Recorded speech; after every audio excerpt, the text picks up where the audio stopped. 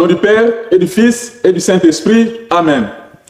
Bien, chers frères et sœurs, dans le Christ Shalom, nous célébrons aujourd'hui le 3e dimanche de l'Avent de l'année liturgique A. Le thème proposé pour notre méditation est la question de Jean-Baptiste à Jésus. Es-tu celui qui doit venir ou devons-nous en attendre un autre? Il est tiré de l'Évangile selon saint Matthieu, chapitre 11, versets 2 à 11. En effet, bien-aimés de Dieu, Jean-Baptiste, comme les Juifs, attendait un Messie annoncé par les prophètes, surtout par le prophète Isaïe, chapitre 7, verset 14, et le chapitre 61, verset 1. Ce Messie était censé les libérer des atrocités, des injustices qu'ils subissaient de la part des Romains. Un Messie politique qui devrait prendre le pouvoir. Jean-Baptiste avait annoncé la venue de ce Messie avec assurance, et de sa prison, il a entendu parler des œuvres de Jésus. Il espérait donc être libéré grâce à l'intervention de Jésus, car la libération des prisonniers figure parmi les activités que le Messie devait entreprendre, comme l'affirme le prophète Isaïe au chapitre 61, verset 1. Yahvé m'a envoyé porter la nouvelle aux pauvres, panser les cœurs meurtris, annoncer aux captifs la libération et aux prisonniers la délivrance. Dans sa prison, voyant le déroulement des événements et entendant ce que Jésus réalise, Jean-Baptiste s'interroge. Il est plongé dans le doute sur la messianité de Jésus. Ainsi, il est dans une crise sans pareille. Il se demande s'il ne s'est pas trompé et si sa prédication n'était qu'une simple illusion. C'est pourquoi il envoie des émissaires. Il envoie ses disciples demander à Jésus si c'est bien lui, c'est lui qui doit venir, ou faudrait-il attendre un autre Messie.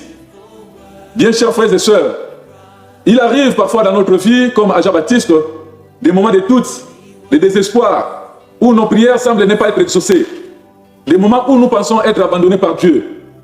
Mais ne nous égarons pas.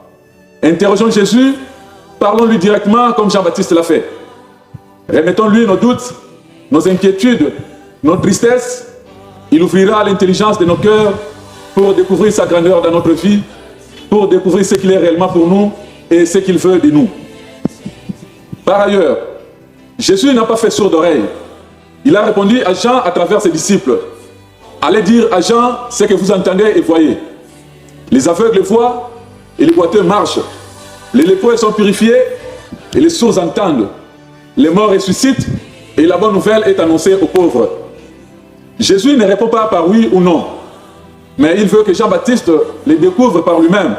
Il les renvoie ainsi aux œuvres qu'il réalise. Les œuvres d'amour et de miséricorde, déjà évoquées dans l'Ancien Testament, annonçant la venue du Messie.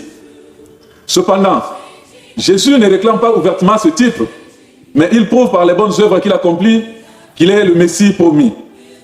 Nous aussi, à l'exemple de notre Maître, chrétiens et chrétiennes, nous devons prouver notre identité par les bonnes œuvres, par les actes d'amour et de miséricorde, et non par de beaux discours. Chers frères et sœurs dans le Christ, Jésus est le Messie tant attendu. Sa messianité est différente de celle que les Juifs et Jean-Baptiste avaient en tête. Il n'est pas un Messie qui libère avec la violence ou avec les armes. Il n'est pas un Messie politique. Sa messianité est d'ordre spirituel. Il vient nous libérer de notre prison de péché qui nous abîme. Il vient ouvrir nos yeux vis-à-vis des souffrances des autres et nos oreilles aux cris des malheureux. Il vient instaurer un règne de paix et d'amour. Disposons donc nos cœurs afin de recevoir toutes ces grâces que le Christ nous apporte. Que le Seigneur nous bénisse, au nom du Père et du Fils et du Saint-Esprit. Amen. Bon dimanche à tous et à chacun.